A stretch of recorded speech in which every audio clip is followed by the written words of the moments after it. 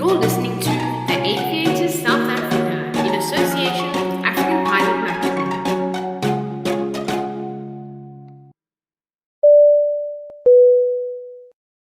This episode is in association with African Pilot Magazine. Subscribe to Africa's finest aviation magazine today. For more information, go to www.africanpilot.co.za. Hello everybody, a very warm welcome to the Aviators South Africa, and in this episode we are doing a discussion-based episode for a change, and we are talking about what the Biden-Harris administration means for US and international aviation. So the breaking news has just come out of the US just about a day ago, South African time, and it was that Joe Biden, President-elect Joe Biden and Vice President-elect Kamala Harris have won the US election. And so we thought, what a better opportunity to actually discuss the presidential policies for aviation and transport infrastructure. So a quick disclaimer before we do continue. This is in no way going to become a political argument because while we are all entitled to our own views, the Aviators supports the movement and would like to welcome the new president and vice president, and we would like to wish them the best of luck and hope that they can transform the US aviation industry and the country in general. But this is not necessarily our personal opinions on the story, but these are more statistically speaking rather than I like Trump or I like Biden for etc. So Thomas and Warwick, a very warm welcome to our virtual studio. So we're going to begin, and we are referring to an article, a Kappa article from Kappa, which was published late October, titled "The U.S. Presidential Policies Ignore Aviation Infrastructure." And what we are essentially going to be doing is comparing the aviation policies from President Joe Biden and Vice President Kamala Harris, President-elect rather, and our current President Donald Trump and Vice President Mike Pence. So we are going to begin.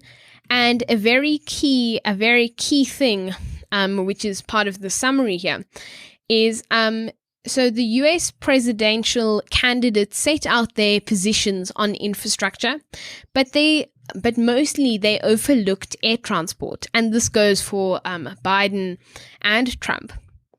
But another interesting thing, and this is fact, is that 10% of America's jobs are transport related. So to have these presidential candidates set their positions on the infrastructure but overlook air transport is actually quite weird, because obviously they are aware that, sure, 10% of the US jobs are transport related, but for some reason, the aviation infrastructure kind of got a fly past.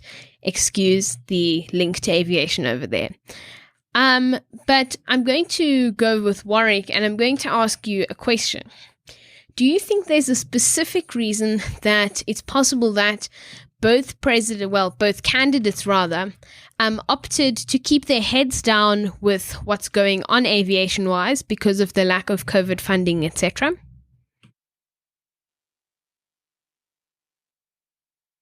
Well, I definitely think that it's a possibility, but I'm not really certain about why they would have done this and why they would have wanted to. But it's definitely a possibility, Tom. I mean, I don't really have anything to say. I think there might be some reasons behind it that we don't really know about. But to be honest, I don't really know. I think that's a very fair point from both of you, and I'm really throwing us into the deep here because this is quite a difficult conversation, and it's something that we normally don't cover. We don't look at ourselves as a political YouTube channel or podcast, but it's quite critical in the age of COVID-19 that we have to see what President-elect Biden is going to do with aviation in general and transport, if we look at that. So another interesting thing here is that President-elect Joe Biden has more to say on aviation than President Trump. But interestingly, and I think that this is for the better, it's mainly wrapped up in environmental proposals. And what's also interesting is they say that his rail ambitions for the country could actually undermine domestic air travel. So that's definitely an issue when, you're undermining domestic air travel. For us as aviators, we obviously look at aviation and not much else. But this, obviously, a downturn in domestic aviation, even after COVID, would be a catastrophe. But from an environmental standpoint, and currently we are looking at doing an environmental aviation documentary, so stay tuned for that. But it's really interesting that President-elect Joe Biden and the rest of his team have really taken this climate crisis seriously. And to Tom or Warwick, either of you, do you think that it's a good thing that there is more thought about the environmental crisis and how we link that to aviation? Thomas? I think it's a really good thing. At least, someone's aware and planning ahead for environmental concerns, and I really think that's a great thing because, obviously, aviation isn't the most environmentally friendly thing that's happened to the world, and so I think it's great that at least there's a plan being made. Warren? Also, it's quite exciting to see a bit of environmental care, I guess, out of the US with regards to aviation, because as an example, we've seen a whole lot of European airlines and other airlines throughout the world who are implementing all these super very unique environmental infrastructures in a way, and they're using many new technologies, many new systems to try and make aviation for them as environmental as possible. But to see something come out of the US would be, I guess, would be different. There hasn't been really anything in terms of environmental care for aviation coming out of the US yet, so I think that's going to be a big step. Kabia? Yes, I think so. And I was recently looking at Aviation Alice, which is a really cool new aircraft concept, which is making its way. And a very well-known US airline called Cape Air, which I actually know well of, is an airline that features sort of domestic, regional, short haul routes, island hopping in the US between Nantucket, Boston, and a few New York and a few other locations. And when we look at, apologies for the background noise, when we do look at environmental concern, Cape Air is the first airline from the US to have ordered this brand new Aviation Alice plane, which can take up to 9 people, which is bigger than what they currently have by a couple of seats, but it's all electric, and Cape Air seems to think that they have the infrastructure to make that work, and that the US is obviously going to start gearing up for that infrastructure. And I think from Cape Air, it's a very, very interesting and very, very clever move because, this aircraft can last you into the future. But what do you think about that, Tom?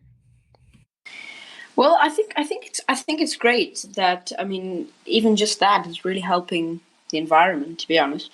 But there's always the concern of, is electric really that much better? Because your electricity does have to come from somewhere, and in a lot of places that does mean coming from coal, which is obviously not the most environmentally friendly. So that if there could be like a alternative way to create electricity, then obviously that would be much better. But compared to using fuel, is it really that much better? Kabir? So I've argued this point several times with many different people. And from a South African perspective, electric is cheaper. And for instance, if you do buy an electric car, for instance, and you have solar built in and you charge your car through solar or renewable energy source, it's great. But when we look also at aviation, the US has a much bigger percentage of renewable energy sources. And I think that's something that Cape Air will have to do, and the US government in particular will have to do, not only to assist with the climate crisis, but also assist with building the electric infrastructure, is possibly to have electric generators that are renewable source at the airports, so that when you are charging the plane, it's a lot more effective. But even when you look at coal, the amount of coal used to charge that electric battery, statistically speaking, is much better than the amount of fumes and carbon. The amount of fumes coming from the aircraft going into the atmosphere. Warwick? I also think it's an interesting point because, Cape Air they've got the potential now that they're using an electric aircraft. They've got the potential, and currently we reckon that they're going to be getting more of these aircraft because just they're so economical and environmentally friendly.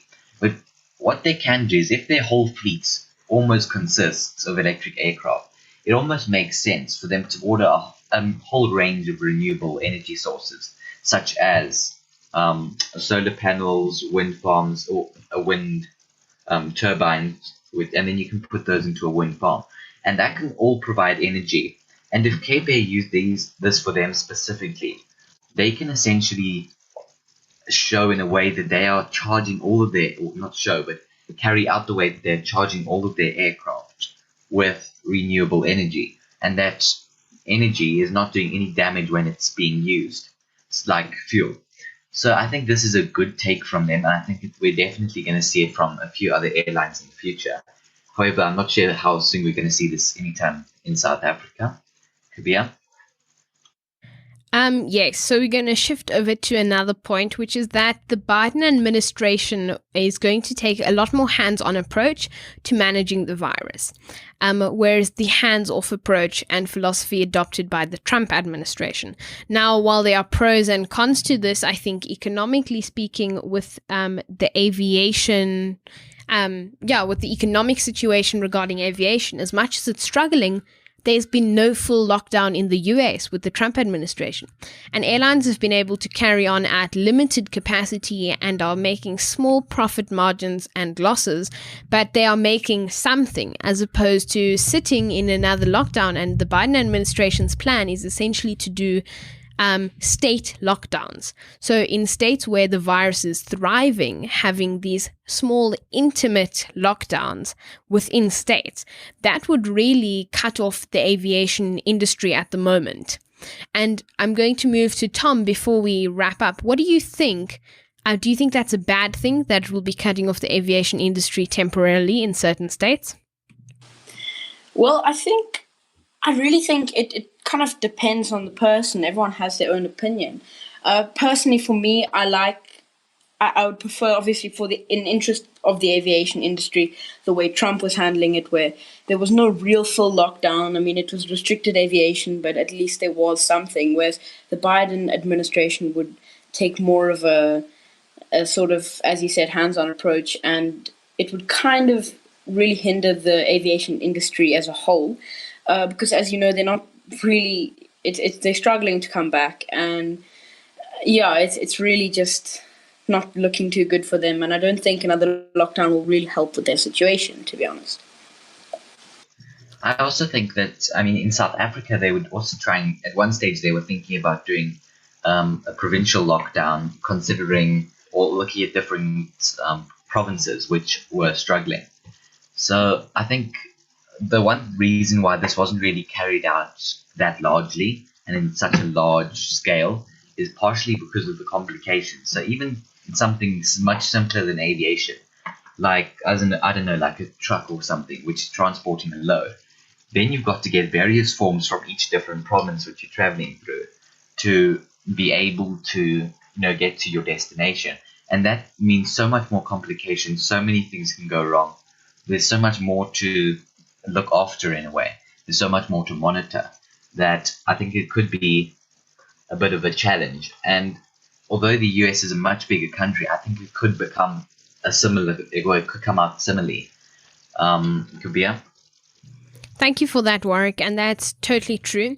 And we've had a very interesting discussion, and very insightful views from everyone, really. And Warwick's point is a very good point, is how strategically is this actually going to work?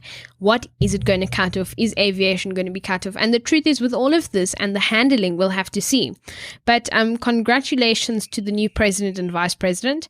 And we will have to really wait and see how the aviation industry turns out in the US, because at the moment, it's a really dire situation. You're listening